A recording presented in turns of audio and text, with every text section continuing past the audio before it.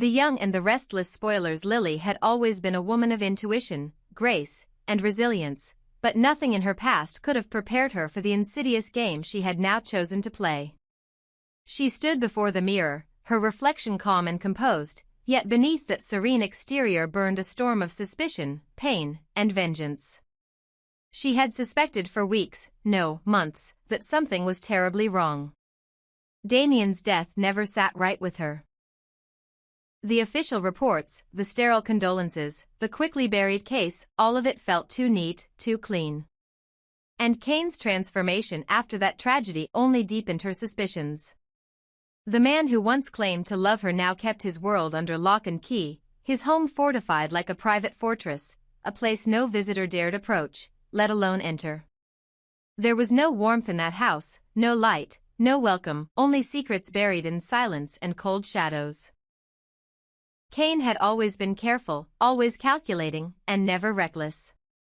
No one had ever set foot inside his house except for him. He called it his sanctuary, his place of peace, but Lily saw it for what it was, a bunker built on paranoia and guilt. That house, she was convinced, held answers. And Lily was done waiting. She couldn't confront Kane openly, not yet. The truth, if it existed, had to be extracted carefully. So she changed tactics. She softened her gaze, smiled when necessary, and allowed her words to echo with false affection. She began to plant the seeds of a reconciliation, playing the part of a woman yearning for redemption and longing to restore what once was.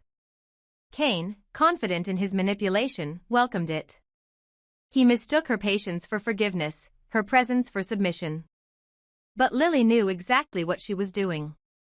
There was no love in her touch, no desire in her eyes. Only a quiet hunger for justice, for truth, for the unraveling of whatever dark thread Kane had tried to hide. And so, when Kane left for a short business trip, believing Lily to be resting in their shared illusion of rekindled romance, she made her move. She had observed enough, memorized the codes he entered, the sequence of alarms he disarmed, and the hidden button behind a bookcase that opened the rear gate. It was risky, foolish even, but Lily had never been more determined in her life. The fear of being caught was real. His house was a labyrinth of surveillance, each hallway lined with motion sensors, each entrance shielded by reinforced security. But she had calculated her path and rehearsed every move. She was not going to turn back now. Inside, the air was sterile and cold, like a tomb. The lights flickered on automatically as she stepped deeper into the house. Everything was meticulously arranged, almost too perfect, a sign of someone desperate to control chaos. She made her way through the narrow corridor that led to his private office, bypassing the obvious doors and focusing on the details, the scratches on the wooden floor that led nowhere, the ventilation grills too large for mere air circulation, the subtle hum beneath the floorboards. That's when she found it, a section of wall behind the wine cabinet that didn't quite fit with the rest. It took minutes of silent fumbling, but her fingers finally located a magnetic switch embedded beneath a shelf. A hidden latch clicked open. Behind it was a narrow staircase, steep and leading downward into darkness. She hesitated only for a second before descending. The air grew heavier with each step, and the silence was unnatural, not peaceful, but suffocating. At the base of the stairs was a heavy steel door, bolted and sealed with a digital keypad. She didn't have the code, and Kane would never have told her. But then she heard it, a faint, almost like a whisper behind concrete, a voice, broken and trembling, yet unmistakably human. "Help me, is someone there? Please, help me." The words chilled her blood. It wasn't a recording. It was a plea. A man was alive behind that door. And in that moment, Lily knew her instincts had been right all along. Damian wasn't dead. She pressed her ear to the door, trying to catch every word. The voice came in and out, weak and desperate, as if the man had been speaking to ghosts for weeks, months, maybe longer. "Don't leave me, please, please don't go." Her heart raced. Her breath caught in her throat. She wanted to scream, to break through the door with everything she had, but it was hopeless. The steel frame was thick and immovable, reinforced to withstand any brute force. She searched for a panel, a mechanism, anything, but it was seamless, coated, and locked beyond her reach. She banged on the door, hoping to reassure him. "I hear you," she whispered, pressing her hand against the cold metal. "I'll get you out of there. I promise." But even as she spoke the words, panic began to settle in. What if Kane came back early? What if he was watching through hidden cameras she hadn't disabled? She had only bought herself minutes, perhaps an hour at best.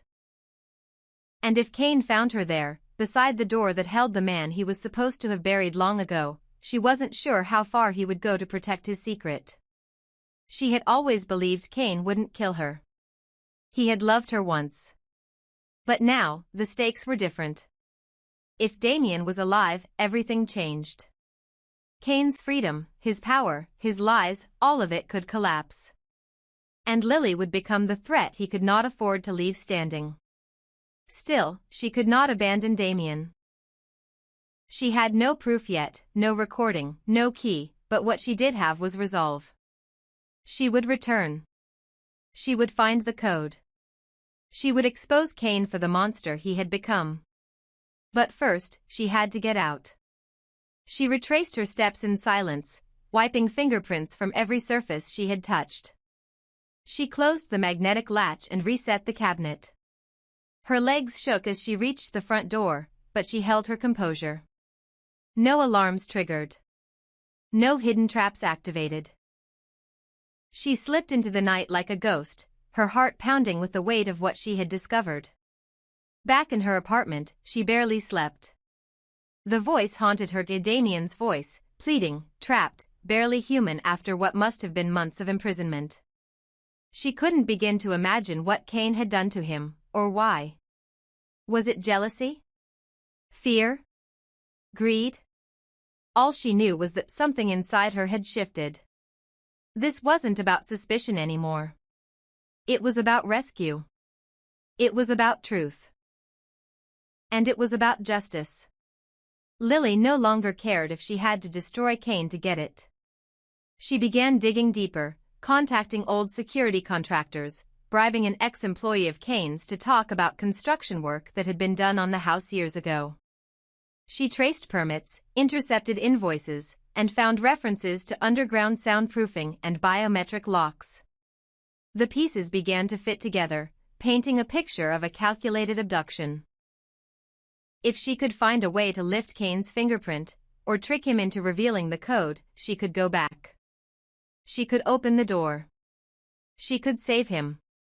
But the deeper she delved, the more dangerous the game became. Someone was watching her. Her phone began acting strangely, conversations cut off mid-sentence, encrypted files disappeared from her laptop.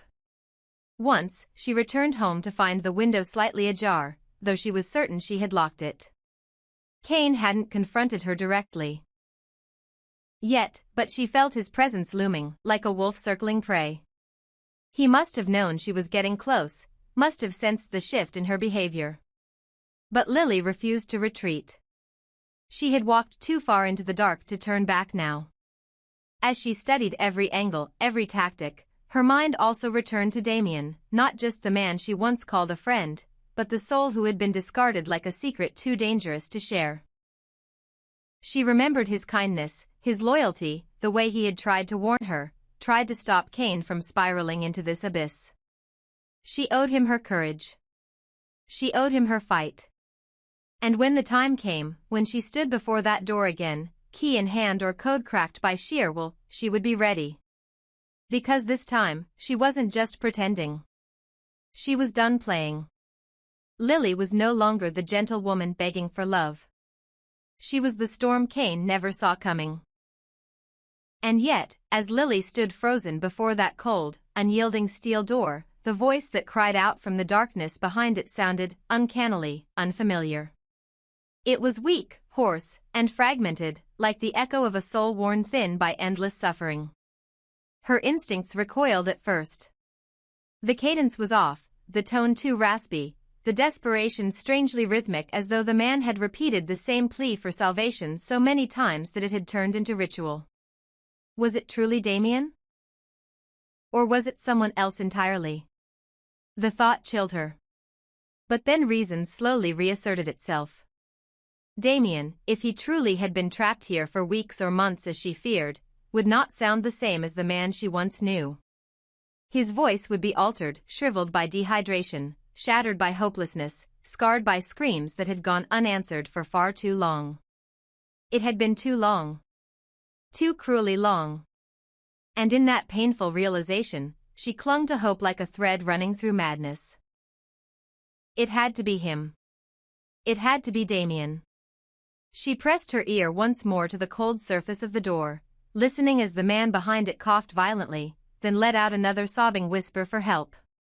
The name never came, no Lily, no Damian, just that raw, guttural ache that clawed at her spine. Still, her heart refused to surrender to doubt. Her memories of Damian were vivid, his loyalty, his sharp sense of justice, his protective instinct toward her and others. He had once warned her of Kane's darkness, his hidden obsessions, his capacity for violence dressed in charm. Damian had been dismissed, belittled, discarded. And now, perhaps, buried alive in the very home of the man he feared. That possibility alone was enough to ignite the fire in Lily's chest. But time was no longer on her side. She glanced at the clock embedded in the wall near the stairwell. Kane's flight would land in less than 2 hours. Factoring in his travel time from the airport, she had maybe 1 hour left at best, and that was assuming he didn't take an earlier flight or change his itinerary without warning. The last thing she could afford now was to be caught standing in front of this hidden chamber like an amateur sleuth in a crime novel. No. She had to retreat. She had to be smart. No more recklessness. No more close calls. With shaking hands, she whispered to the door once more, assuring the man on the other side that she had heard him, that she would return, and that she wouldn't let him rot in silence. Whether he heard or even understood her wasn't certain, but she hoped her voice was the first human contact he'd had in months. She retraced her steps, carefully reactivating the security systems exactly as Kane had left them. She even paused to reset the wine cabinet latch and wipe down the magnetic switch she'd triggered earlier. She could leave no sign that she had been there. Nothing. Not a fingerprint, not a scratch, not a scent out of place. Everything had to be perfect. Once she reached the front door, she closed it behind her and stepped out into the fading daylight. Her legs moved on autopilot, her mind still trapped in the silence of that basement, in the torment of that voice. Back in her car, she didn't drive away immediately. She sat still, trembling, trying to force herself to breathe. Her hands clenched the steering wheel like it was the only thing anchoring her to reality. That voice, that broken, haunting plea, would not stop echoing in her mind. "Help me, please, someone," her face hardened. If that man was Damian, then Kane had committed the unthinkable. Imprisonment. Torture. Attempted murder. All disguised behind his silk suits and faux charm. He was not a husband. He was not a businessman. He was not even human anymore. He was a monster. And monsters didn't deserve mercy. Lily felt something shift inside her, something final and irreversible. The woman who once loved Kane, who had once fought to see the good in him, was gone. In her place now stood a silent predator, watching, waiting, preparing. Over the next few days, Lily returned to her role as the loving woman trying to rebuild what they had. She kissed Kane on the cheek, praised his work ethic, complimented his choice in wine, and even suggested they take a trip together to reconnect. He smiled, flattered, basking in the illusion of forgiveness, while Lily tracked every move he made. She noted when he opened his briefcase, when he entered his office, when he punched codes into his tablet or touched the screen of his smart home control panel. Every gesture was a potential clue. Every motion a breadcrumb leading her closer to the truth. But her patience wasn't infinite. Every day Damian, or whoever that man was, remained locked in that cellar was another day too long. She didn't just want to uncover the truth anymore. She wanted Kane to pay. She wanted him exposed, ruined, broken under the weight of what he had done. She began documenting everything. Videos of Kane's suspicious behavior, screenshots of anomalies in his home automation logs, photos of invoices for industrial locks and custom security upgrades dated months before Damian's death. The foundation of a case was forming, a storm of evidence that could one day be placed before a judge or investigator or reporter if need be. But Lily wasn't sure she would wait for the law. She dreamed of that steel door nightly, of the voice calling to her in desperation, of blood smeared across concrete, of Kane's face twisted in rage once he realized she had found out. The dreams always ended the same, her standing in that basement with the key in her hand, the door slowly creaking open, and a figure crawling out into the light with eyes sunken but defiant. Damian. It had to be him. Because if it wasn't, if she had risked everything to save a stranger, then what had become of the man who once tried to protect her? Her obsession grew. She mapped the house in her mind, practiced scenarios, even considered poisoning Kane just enough to put him to sleep for hours so she could sneak back in. But no plan was flawless. And if she failed, it would all be over. Not just for her, but for whoever was imprisoned beneath that house. And yet Kane remained oblivious. Or perhaps he wasn't. Perhaps he was playing his own game, pretending to buy her act while silently testing her, setting traps she hadn't yet stepped into. Lily didn't know. But she couldn't stop. Not now. She began recording her own statements, leaving video messages to herself in case something happened. In them, she detailed everything, her suspicions, her findings, the location of the basement, the voice behind the steel door. If she disappeared, she wanted the world to know the truth. She hid the files on an encrypted drive stored at a friend's apartment, someone who didn't even know the contents, just that Lily told her to hold on to it in case something ever happened. One morning, after Kane left for a last-minute meeting, Lily stared at her reflection again. No makeup, no smile, no mask. Just her real face, steeled, tired, resolved. She walked to the closet and pulled out the small black backpack she had prepared.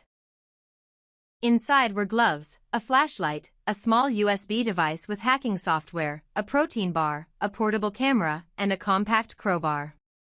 She wasn't going to break in this time, she was going to finish it.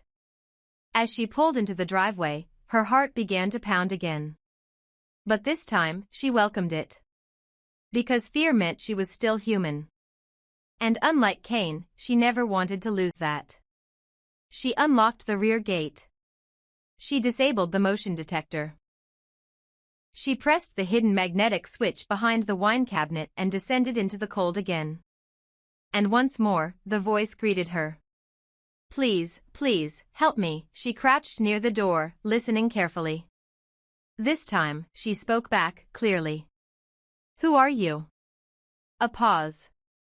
Then the words came, slurred but distinct. Lily? Her body turned to ice. Her breath caught. The voice had changed. Not just hoarse. Not just wounded.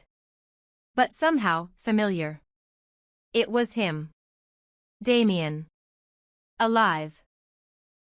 Kane's greatest lie was about to be unraveled. And Lily had just become the one person who could burn his entire world to the ground. Let me know if you'd like me to continue the next phase, where Lily tries to find the key or lure Kane into revealing it, or where Damian's identity is confirmed in public. I can also explore Kane's reaction once he suspects Lily knows the truth.